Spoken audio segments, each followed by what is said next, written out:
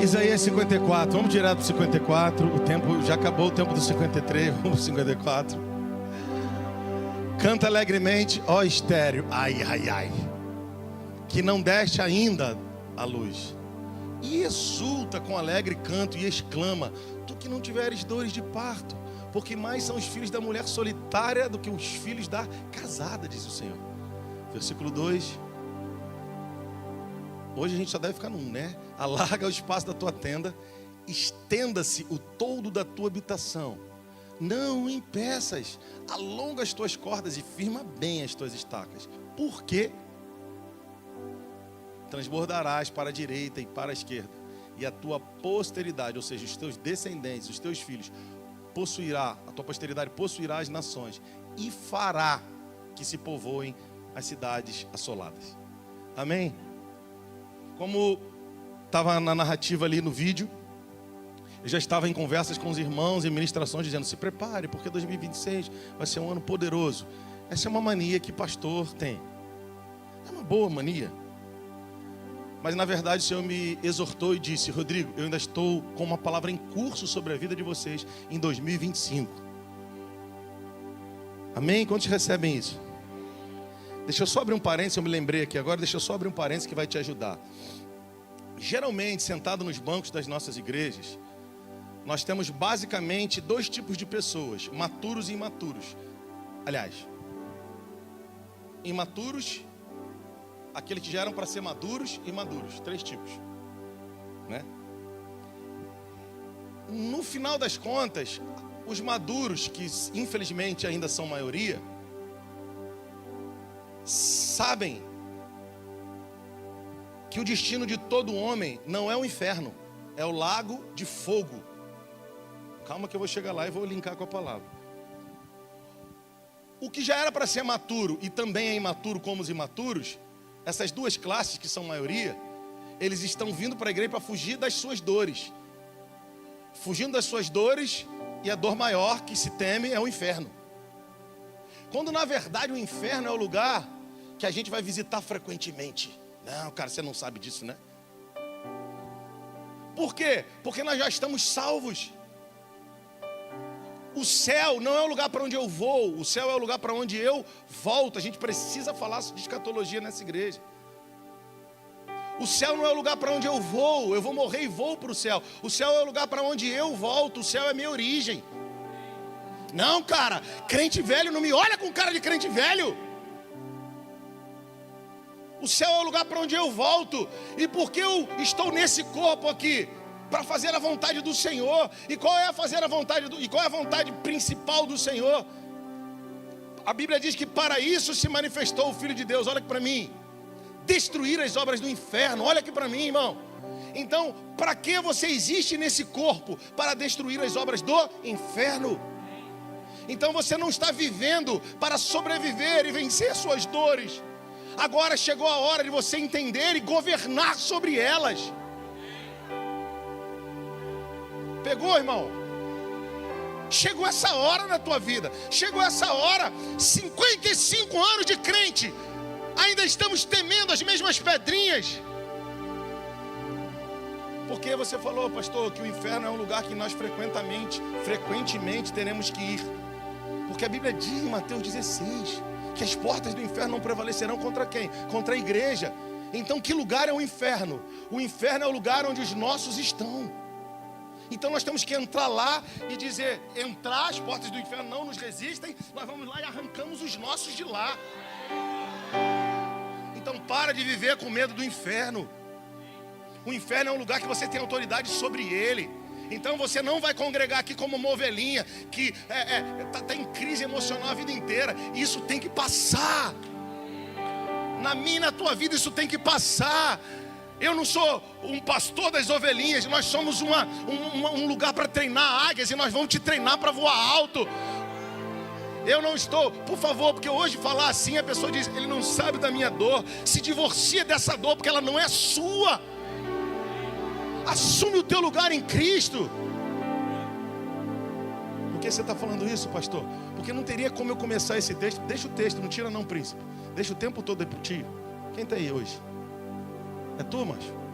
Essa dupla é forte, hein? Deixa aí, não tira não. Vamos lá. Por quê? Porque agora nós vamos começar a palavra. Então vamos lá. O novo convertido ainda pode ter medo das coisas. Mas o cara que tem 5, 10, 15 anos, você tem que pisar as obras do inferno. E o que tem 35 ainda... Não, irmão, não dá mais. Sabe por quê? Porque tem muita gente no inferno que precisa de você sarado, irmão. Curado, com autoridade.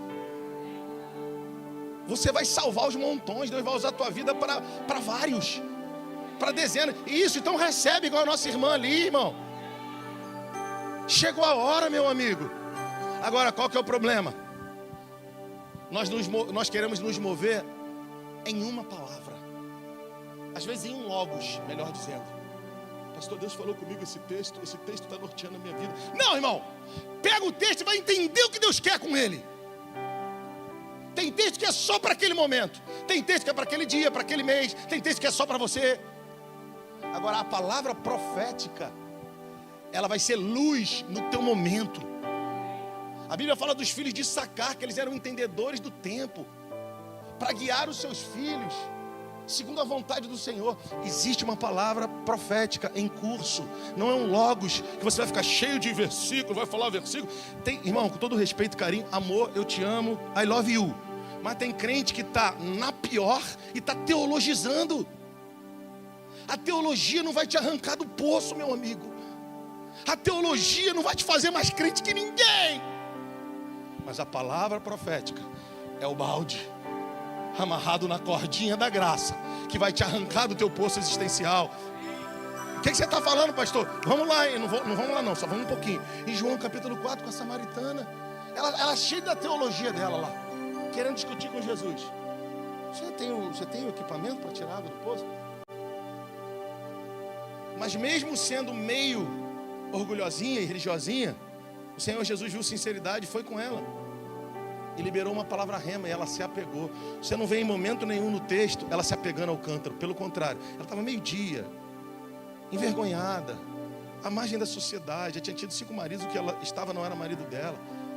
Irmão, os discípulos vão para a cidade buscar comida, trazem comida para Jesus.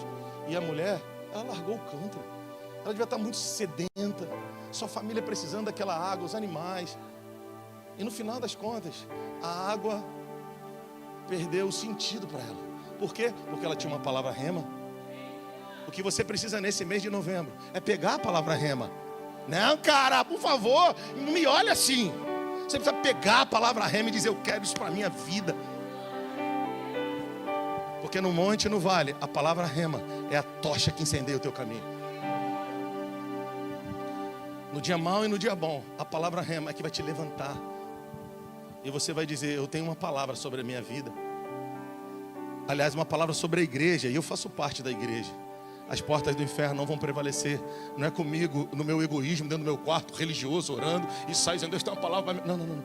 Deus não vai resistir, o inferno não vai resistir à igreja. A igreja não sou eu e você. A igreja somos nós, irmão. Tem alguém em casa aí, gente? Agora eu acho que a gente começa a conseguir pregar esse texto. Versículo 1. Canta alegremente, ó estéreo. Eu não vou falar muito do verso 3 e verso 4. Aliás, do Isaías 53. Porque a gente vai levar tempo. Domingo que vem, quem sabe eu falo um pouco. Vamos direto para o 54. O 54 só existe por causa do 53. O 53 começa: quem creu na nossa pregação? A quem foi revelado o braço do Senhor? Nas 2 perguntas já tem a resposta da primeira pergunta. Quem creu na nossa pregação? Tira o ponto de exclamação da segunda pergunta. E aí já está explicada a primeira. Quem creu na nossa pregação? A quem foi revelado o braço do Senhor. Ele foi subindo como um renovo, como raiz de uma terra. Ele é seca. Ele não tinha parecer nem formosura. O texto vai dizendo: nós o reputávamos como aflito e ferido de Deus. Então, Jesus era um homem, a Bíblia diz que era um homem experimentado nas dores, homem de quem os homens escondiam o rosto. O que você quer dizer com isso? Ele padeceu todo tipo de ignomínia, ele padeceu todo tipo de vergonha, ele padeceu todo tipo de dor. Por isso que eu gosto, pastor Marcos, o pastor Júnior, o pastor Cirlei, de orar pelos enfermos, ministrando Isaías 53, porque fala que ele tomou sobre si Diga comigo, o verbo está no passado. O castigo que nos traz a paz estava sobre ele. Diga comigo, está no passado. Não, diga forte, está no passado. Diga comigo, e pelas suas pisaduras nós já fomos sarados. Está no passado. Está no passado por quê? Porque já aconteceu na eternidade. Toda vez que um verbo tiver um passado na Escritura, não pense no passado no Cronos. Pense que já está pronto na eternidade, esperando alguém que entenda para que isso se manifeste. Aleluia. O castigo que nos traz a paz estava sobre ele. Levante as suas mãos e diga: Senhor, eu recebo. Não repete não, abre com a tua própria boca aí a tua oração e diga: Senhor, eu recebo a tua paz que excede meu entendimento. Porque o castigo que alguém precisava sofrer para que eu tivesse paz estava sobre ti. Tu foste castigado para que eu hoje tivesse paz. Pelas tuas pisaduras eu já fui sarado. Então, se tem alguém enfermo na sua casa, coloque as mãos todos os dias e declare isso: Senhor, eu declaro a palavra, eu declaro que já está pronto, e me aproprio em fé. É aí que o Logos vira rema. É quando o escrito ganha vida na vida. Aleluia. Não quando o escrito vira uma arma para eu ser rebelde. Não quando o escrito vira uma arma para eu ser um lã. Não, é quando o escrito vira arma contra o inferno, que é o lugar onde eu entro para saquear aqueles que o inimigo não tem direito mais. Oh, meu irmão, você tem que sair daqui nessa noite num novo lugar.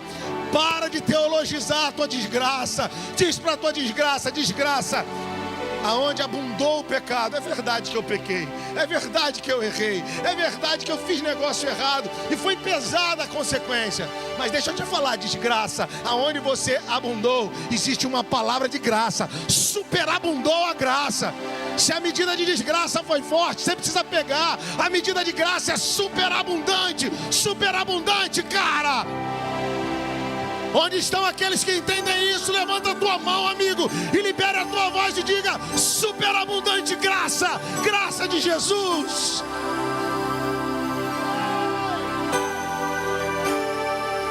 No mês de novembro, irmão, o Senhor vai incendiar os teus caminhos.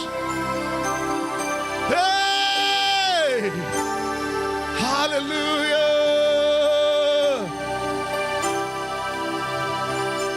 Ei!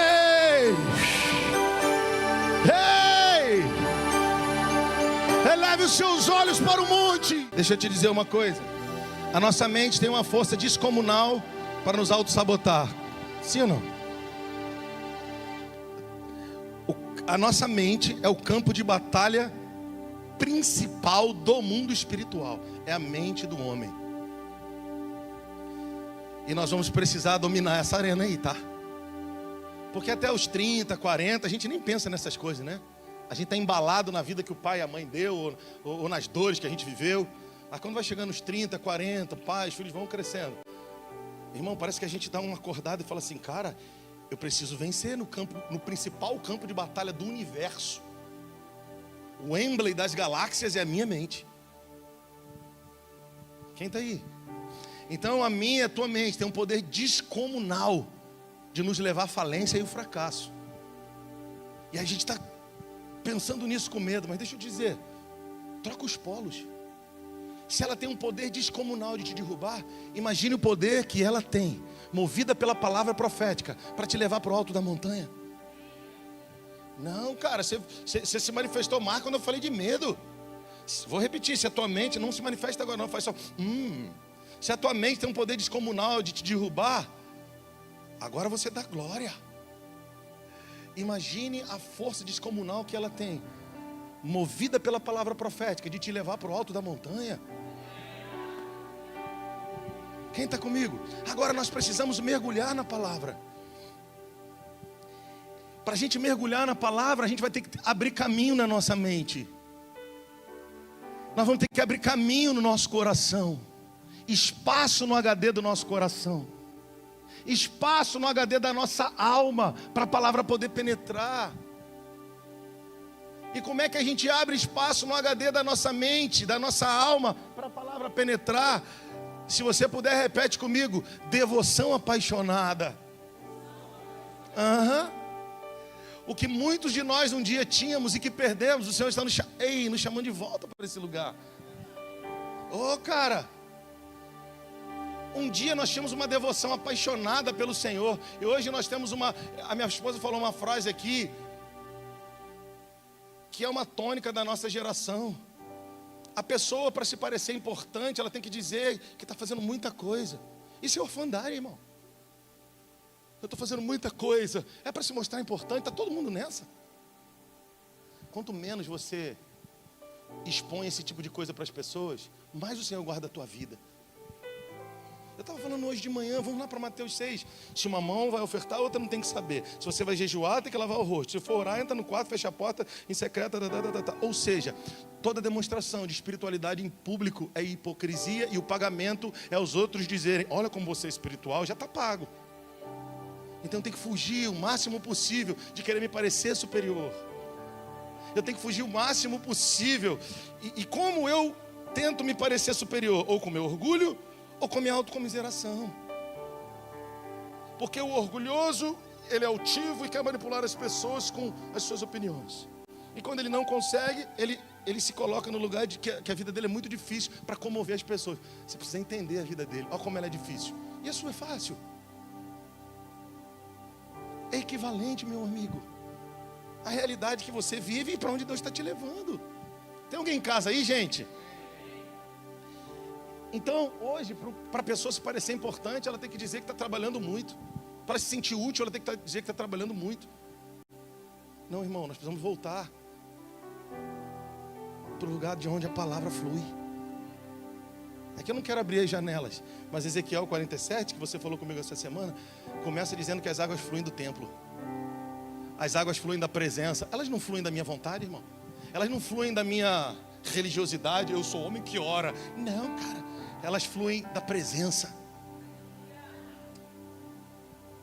Eu preciso voltar para a devoção extrema. E como é que faz a devoção extrema, pastor? Tira a teologia do teu tempo de oração. Olha aqui para mim, irmão. Tira a teologia do teu tempo de oração. Volta ao filho, o amigo. Deus não aguenta mais o teólogo que a gente pensa que se tornou. Ele quer de volta ao filho. Ele quer de volta o amigo. Ele quer de volta o que fala do jeito que fala.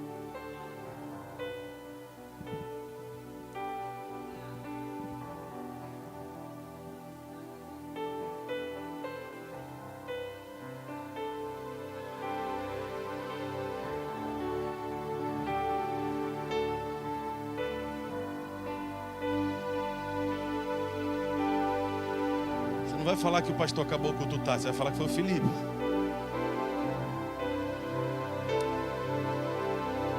Quem está comigo? Devoção extrema. Volta para o teu quarto, deita no chão e fala: pai, deixa eu te falar uma coisa. Eu não sei nem o que falar, mas não é sobre falar, né? Porque Mateus 6,6 não fala o teu pai que te ouve em secreto. Até isso a gente entendeu errado, não foi? A vida inteira a gente pensou que oração era sobre o que o pai ouvia de nós, não é? Está lá em Mateus 6,6, porque o pai que te ouve... Não. O teu pai que te vê. O Senhor está dizendo: filho, eu quero te ver de novo. Então a gente volta e deita no chão e fala: pastor, pai, eu estou com 50 anos, mas eu achei que o psicólogo pode resolver minha parada mais que tua presença. Não é que eu vou abolir o psicólogo, mas eu primeiro vou no pai. Talvez eu vou poder dar um abraço no psicólogo, ou continuo, ou vou ter que dar um abraço para foi. Não vamos comparar as coisas, mas vamos primeiro no pai. Ah, Jesus. Por que a gente precisa ir para o pai? Porque a gente reconhece Isaías 53, a gente reconhece que já está pronto, sim ou não? Não, irmão, me ajuda aí, sim ou não? Sim. Mas a gente precisa linkar o que está pronto com o que ainda é impossível de acontecer. Quando você olha para a tua vida, talvez você diga: é impossível de acontecer. Ou você acha que a gente também, todos os dias, não é assediado por esse tipo de pensamento? É impossível esse valor. É impossível essa realidade, é impossível essa cura, é impossível essa mudança. E o Senhor está dizendo: antes de pensar e se deixar gastar e derrubar pelo que é impossível, traz à tua memória aquilo que já está feito. E o que já está feito, Ele já levou sobre si as nossas dores. O castigo que nos traz a paz já estava sobre ele. E pelas pisaduras dele nós já fomos sarados. Então todos os dias nós temos que estar com ele para dizer: eu sei, Senhor, que já está pronto. Me desculpe se a minha impossibilidade atual tem me cegado. Me desculpe se a minha limitação humana tem me feito ver com os olhos de que não está pronto. E aí, com toda a graça de Jesus, a palavra diz: canta, estéril. Irmão, deixa eu te falar. Cantar quando o filho está nos braços, uma pessoa inteligente, racional vai fazer. Ah, meu Deus. Cantar com a bênção nas mãos não é ser grato, não, é ser agradecido. Cadê a Pri? O teu sobrinho é lindo, né? Ele insistiu, Luiz Henrique, insistiu por um crachá, porque ele queria trabalhar no voluntário. Ele está no Kids agora, né? Com crachá, só ele tem crachá. Na hora que elas estavam falando ali com ele: olha que agora as outras crianças vão pedir. O Senhor falou assim: sim, sempre haverá um precursor. Sempre haverá um precursor. Agora tem que cuidar dele como um precursor. Mas sabe o que ele falou para mim? Eu estou muito feliz, tio, obrigado. Que menino especial, né? Tá, mas onde eu quero chegar? Todos nós deveríamos, né? Mas todos nós vamos trabalhar com a ideia de que somos iguais ao Luiz Henrique. Somos educados. Isso significa que nós somos agradecidos. Isso é coisa de gente inteligente. Mas gente espiritual é grato. Vai além. Eu sei que o Luiz Henrique é, porque ele já vibrava antes. O crachazinho dele demorou a ser feito. Bem antes ele já se via nesse lugar. O grato, ele se vê no lugar antes de acontecer. O grato celebra aquilo que ainda não chegou, mas está vindo.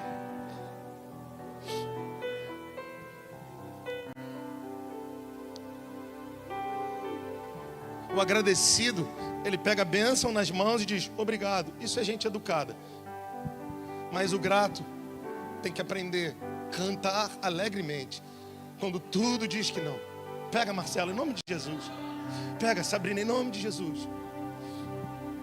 Aleluia. O grato canta quando a esterilidade está. O grato sabe até dizer assim: Deus, perdoa porque eu estou triste, mas não tem a ver contigo. Eu não sei lidar ainda com a minha humanidade, que só fica alegre quando a dopamina dá um pico, quando conquista alguma coisa que mexe com ela. Me perdoa por isso, mas deixa eu achar dentro de mim, Senhor. Deixa eu achar dentro de mim o gozo do Espírito, a certeza de quem Tu és para mim, independente se eu estou no monte ou no vale. Canta alegremente. É um texto correlato para mim com Êxodo 5, quando o Senhor fala para Moisés e Arão: vai lá no faraó e diz para o meu povo, para ele libertar o meu povo, para eles celebrarem uma festa no deserto. O povo de Israel celebra 7 festas, e que começaram a ser celebradas no deserto. Não foi no Egito, nem em Canaã, foi no deserto. Ah, cara, você tem 12 meses no ano, 7 festas, é quase um mês sim, mês não. É menos do que mês sim, mês não. Mas daqui a pouco, outro dia a gente fala sobre isso. Volta para cá. Agora, pega essa frase. Eu queria que um por um aqui, ó, pegasse essa frase. Vou começar aqui olhando para você e vou girar o meu zóio até chegar lá. Presta atenção. Canta alegremente, ó estéreo, é um texto correlato com celebrar a festa no deserto. E que para mim é correlato com o Eclesiastes, quando a Escritura fala que é melhor estar na casa onde há luto do que onde há festa. Nós preferimos a festa, nós não preferimos o deserto, nós preferimos Canaã. Ninguém se sente confortável na esterilidade. Nós queremos o filho nos braços. Mas a Escritura está nos ensinando que basicamente existem, e desses derivam outros tipos de pessoas. Basicamente existem 2 tipos de pessoas. Eu vou te dizer: os que celebram festa no deserto e os que cantam na esterilidade. Vamos na ordem: os que cantam na esterilidade e os que celebram festa no deserto. Olha aqui para mim. Mas existem também aqueles que, com os filhos nos braços, fazem caca. no deserto canta. Esse é um tipo de gente. E tem outros que com os filhos nos braços, no tempo da colheita, conseguem quebrar princípios e tomar decisões a partir da sua alma. Ó, loucos! Tem gente que consegue celebrar festa no deserto, mas tem gente, Antônio, que no lugar do banquete consegue virar a mesa e ser mal educado com os presentes, com quem colocou a festa. Ignora os dias de deserto, onde cantou e foi liberto. E quando chega na libertação, joga tudo para o alto e vai para um deserto muito pior. É igual os técnicos, aquele Leão. Vamos abrir um parênteses com a galera da bola aí, né, ô Cirlei? O cara nunca ganhou nada, ô cara ruim. Aquele Oswaldo de Oliveira também, os caras estão acabando com o cara. Como é que o cara vai falar do Ancelotti aqui? Que sem educação, eles não eram nem para estar naquilo ali, naquele evento. Ai, pastor, você abriu um parênteses aleatório, não. Quem é homem aí do futebol entendeu. O que eu quero dizer? Irmão, respeita a festa, que não era nem para você estar. Cumpre os protocolos da festa. Lembra do teu deserto, cabeção. Lembra da tua esterilidade. Então tem gente que canta no deserto, celebra a festa no deserto, canta na esterilidade, mas tem gente que na sala do banquete consegue acabar com a festa dos outros, cara. Tem gente que com o filho na mão, com a colheita, e esquece da escassez que viveu, cara. Como pode? Como pode ser louco nesse nível? Sabe o que eu quero que você entenda? Eu quero só dividir o que eu estou entendendo. Assim, amigão, anota isso ou grava na sua mente, nunca mais esquece. No treinamento de Deus, o antagonismo é a tônica. Eu vou te explicar já já. Vou repetir a frase. Pega aí, pastor Marquinhos. No treinamento de Deus, pastor Júnior, pastor Cirlei, pastor Daniel, o antagonismo é a tônica. E eu não estou te dando uma palavra de pregador. Ou você pega isso para entrar na selva da sua vida e derrubar um por um dos leões, ou o primeiro gatinho banguela vai te derrubar. Explica, pastor. No treinamento de Deus, o antagonismo é a tônica. Você quer que eu explique? Quem quer? Uma nota musical ela é feita de tônica, terça e quinta. A tônica é o acorde principal. Um dó é formado de dó e mais duas notas. Dó, mi, sol. Então, a espinha dorsal dos treinamentos de Deus, a tônica, é o antagonismo. Você quer ver uma coisa? Quem quer ganhar a vida de Deus aqui? Levanta a mão. Os outros não querem, não? Quem quer ganhar a vida de Deus? Eu quero viver a vida de Deus. Perde a sua, meu amigo. É fortão. O que é perder a minha? É não ter razão na mesa dos que acham que tem razão. O reino de Deus não é feito de razão, é feito de fruto.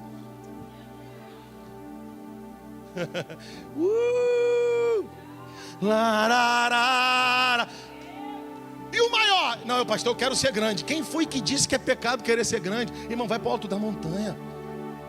Jesus é que fomentava, sabia essa discussão entre os discípulos? Sobre quem era o menor e o maior? Era Jesus, o maior no reino, o menor no reino. Era Jesus que fazia isso. Eles não estavam em pecado sobre discutir isso. Eles estavam em pecado quando não entendiam como alcançar isso. Opa! Não, cara, pega aí, irmão. Ou você veio para avaliar o que eu estou aqui para falar? Eu estou aqui para te ajudar, amigo. Jesus que fomentava essa discussão. E aí ele disse: mas aquele que quiser ser maior entre vocês, sirva os outros. Servir os outros não é cumprir uma escala. Servir os outros é ter o coração correto. Sem escala ou com escala. O que é que tem a escala nisso, a ver com isso? Aí ou aqui, ou lá, ou lá, ou aonde quer que esteja. Que coração eu tenho com o garçom? Que coração eu tenho com o frentista? Que coração eu tenho com o irmão que estaciona lá? Eu respeito o pastor aqui, mas brigo com o irmão lá.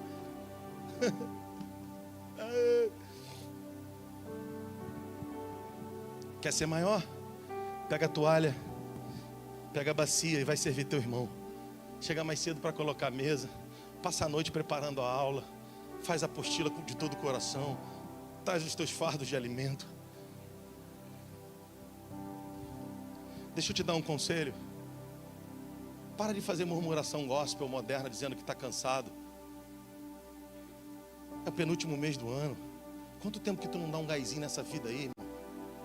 Botou mais 20 litros de gasolina, tá em crise. Andou de Monark muito tempo na sua vida. Aquela com guidão assim, tá ligado? Que tinha um bambolê, né? Bambolê assim no meio dela. Calói. Tinha uns irmãos mais animados que andavam de poti, de cestinha.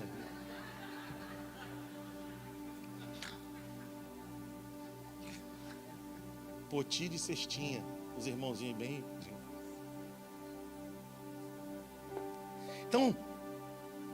Então assim, ó.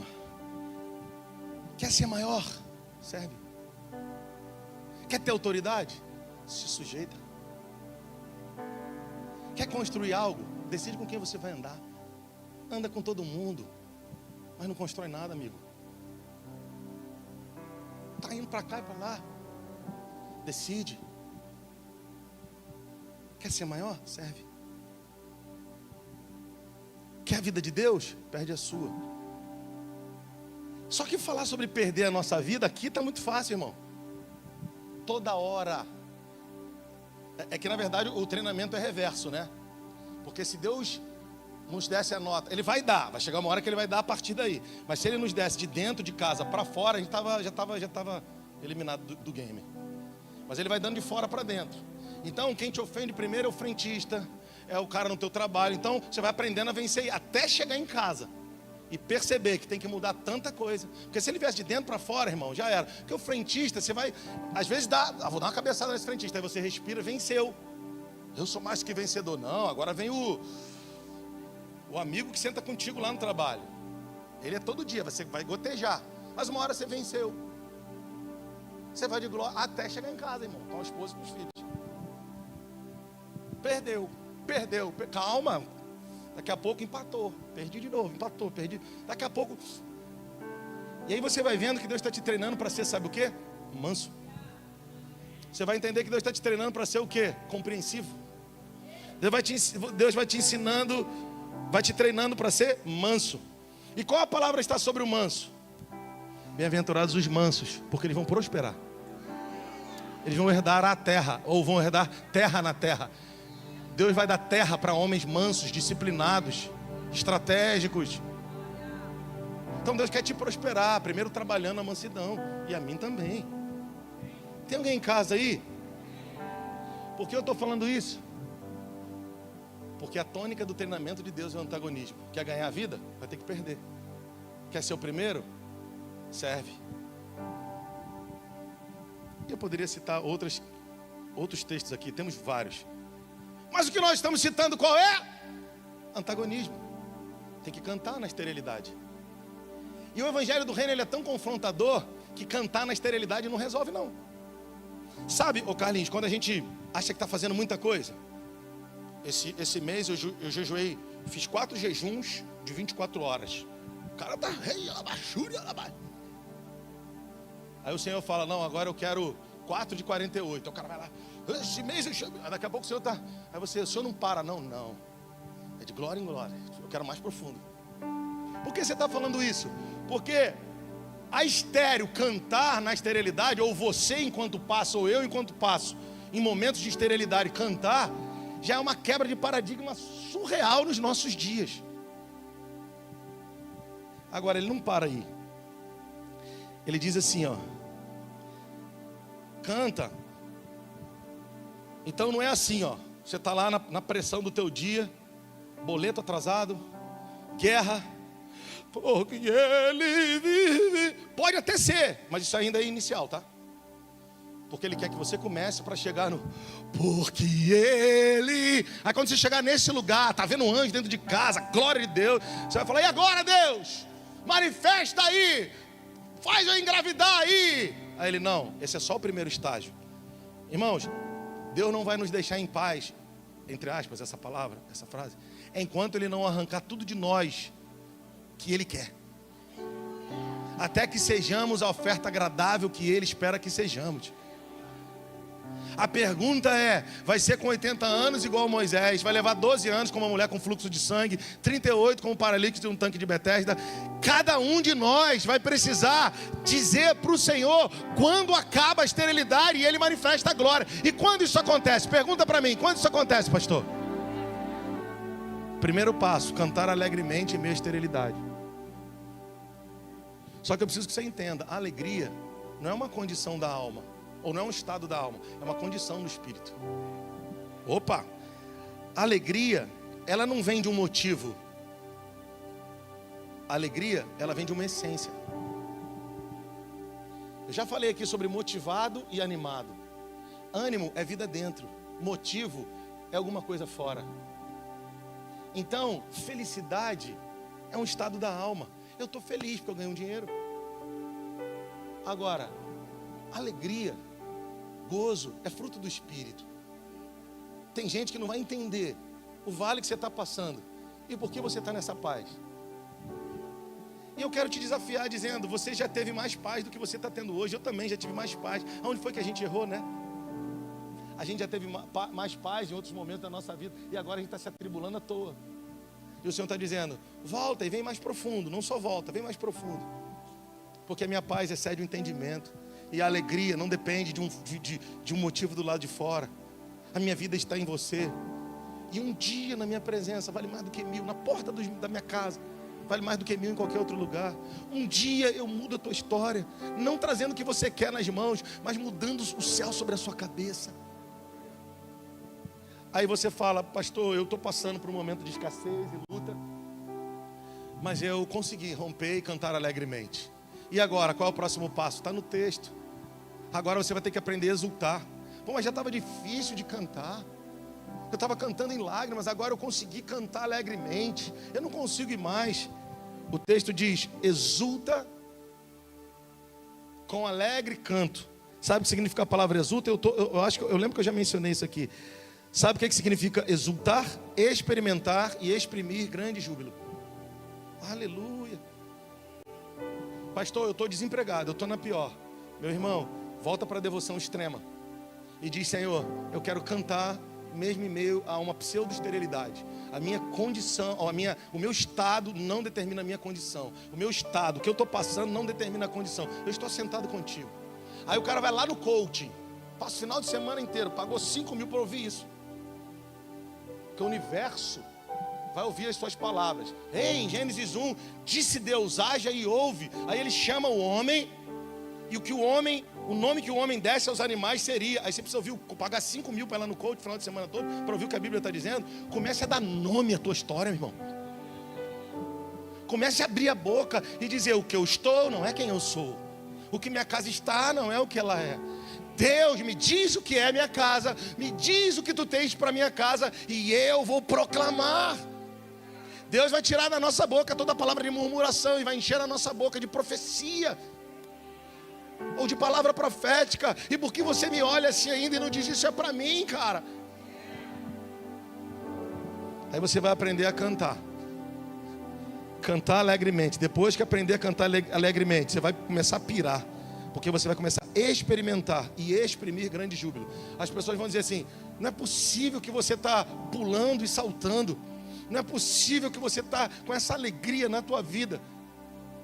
Você vai dizer, cara, eu tenho experimentado e por isso eu estou exprimindo, ou estou liberando grande júbilo na minha vida, porque eu sei que o meu Redentor vive e Ele vai se levantar. Aí, cara, você vai nesse nível, esse é o nível de águas profundas, já mais profundas. E aí você fala, e aí Deus, que horas que você vai fazer o filho nascer? Que horas que você vai romper? Que horas que você vai fazer isso, aquilo? Ele vai dizer, ainda não, eu quero te levar a um nível mais profundo. Irmão, o problema de Naamã era o orgulho. 7 vezes, Jesus foi uma vez só, mergulhou no Jordão, mesmo rio, tá? Naamã 7, Jesus 1. Quantas vezes eu e você vamos ter que mergulhar no Jordão que Deus coloca diante de nós? Vai ser, quantas vezes eu tenho que mergulhar? Isso vai ser determinado em como eu mergulho. Naamã diz, são os rios da minha terra mais limpos do que esse. E Jesus falou, João Batista falou, eu tenho que ir a ti, tu vens a mim. Ele disse, deixa, é assim que meu pai quer, eu obedeço. Jesus estava pronto em obedecer, Naamã pronto em resistir. E você, está pronto em obedecer ou és um resistente? Vai determinar. Se o coração é resistente, vai mergulhar 700 vezes, vai continuar orgulhoso. Porque Jordão significa aquele que desce. Eu estava falando hoje de manhã. Ezequiel 47. Eu sempre pensei em Ezequiel 47 da seguinte forma: eu vou andando e as águas vão subindo de nível, águas nos artérios, nos joelhos, nos lombos, e águas que não se podem passar senão há nada. E o Senhor ontem no carro falou assim para mim: Rodrigo, não é a água que sobe, é o Ezequiel que desce. Eu falei, como eu nunca pensei nisso? À medida que ele entra no rio, ele desce, porque Jordão é aquele que desce. A glória de Deus manifesta, sobe na nossa vida quando a gente desce. E quando a gente desce? Quando a gente pega as nossas convicções e diz assim: Senhor, eu vou trabalhar em função dos meus irmãos. Hoje de manhã eu estava falando um pouco sobre ingenuidade e inocência. O ingênuo é o que passou da hora de saber. Tem gente que tem 30, 40 anos que faz cada pergunta para a gente, né, Tiago? Você não sabe disso. Uma vez a minha esposa falou aqui: gente, isso precisa ser falado na escola. A gente é bom de fazer jogo de palavras, né? Eu estou indo lá, mas eu estou indo aqui. Eu não podia porque o Uber não atendeu. Eu pago Uber para você, pago para a família inteira. Esse é o problema? Não, cara. O problema é o meu coração, cara. O problema não é nenhum outro. Qual que é o problema? O problema é que eu não me organizei. O problema é que eu não saí no horário. Esse é que é o problema. O problema é que eu fiz jogo de palavras. Esse é que é o problema. É simples, mas a gente complica com o nosso carioquismo. E o Senhor está dizendo: filho meu, mergulha, amigão. E como é que eu mergulho? Águas nos artelhos. Eu estou entrando e estou andando para baixo, até que chega no nível que eu estou rendido. Então, primeiro eu canto alegremente, depois eu exulto, eu experimento e exprimo grande júbilo. E aí eu penso que já é hora de dar luz. Aí ele diz: exclama, tu que não tiveste dores de parto. Ele não está dizendo exclama você que já tem 3, 4 filhos. Ele diz tu, e aí eu vou fechar aqui, tá? Por hoje tá bom. Tu que não tiveste dores de parto. O que significa exclamar? Os músicos podem vir, por gentileza. O que significa exclamar?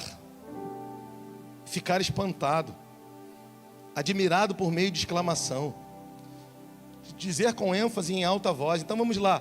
Primeiro estágio para eu gerar, cantar na esterilidade. Segundo estágio para eu gerar,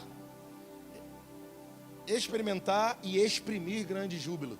Terceiro estágio para eu experimentar, ficar estupefato, maravilhado. É o Salmo 126. Quando ele restaurou a nossa sorte, ficamos como aqueles que sonham.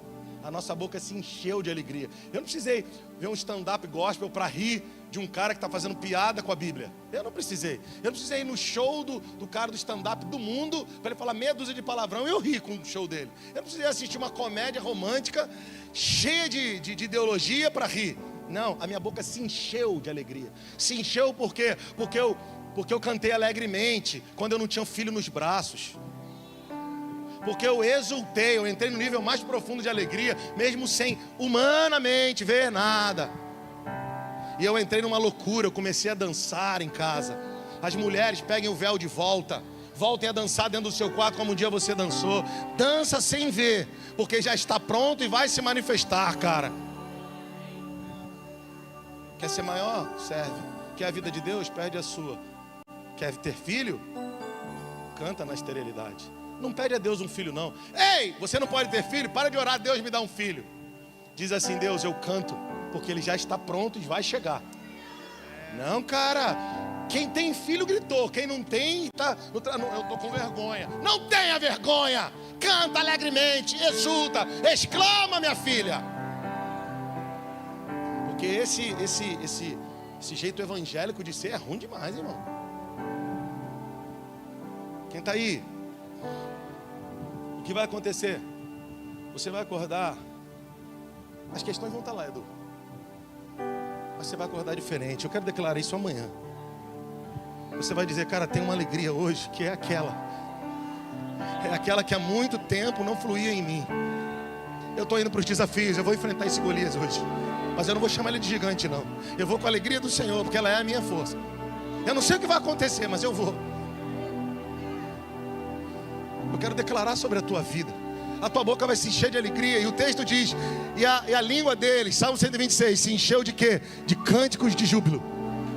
Deixa eu te dizer, levanta a sua mão e nós vamos entrar nesse lugar. Eu quero declarar que nós, me incluo também, tá? Nós compositores, nós não vamos compor cânticos. Nós vamos dormir e acordar com eles. Você que é poeta, você não vai, quando você parar, você vai até lapidar a poesia, mas a parte mais linda das poesias, elas vão vir enquanto você estiver dormindo, andando, vivendo, olhando para o seu filho. Deus vai te dar as poesias mais lindas. Sabe qual que eu estava a fim de cantar? Um revival. Eu parei com ela, duvido que vocês sabem. Tu és o alto, tu tocou um dia dentro aqui. Eu quero declarar, levanta a sua mão. A murmuração gospel, Vladimir, dos crentes modernos tem que sair da tua boca. Eu vim de manhã, aí à noite ficou caro para mim. Tu não tinha dinheiro nem para merenda, irmão. Sai da igreja, almoça no restaurante ou não te encontro. Mês de novembro é chave, vem de manhã, vem à noite, encoraja teus irmãos. Você vai ver o que vai acontecer com dezembro. Você vai ver como é que vai ser 2026. Para nós, enquanto igreja local, eu não tenho vergonha de dizer, está gravado, 2023 vale. 2024 para 2020, que ano nós estamos? 24 para 2025, até agora, Júnior. O carro aprumou. 2026, meu irmão. Um lugar mais alto na montanha. Porque nós sabemos em quem temos crido e também sabemos que Ele é poderoso.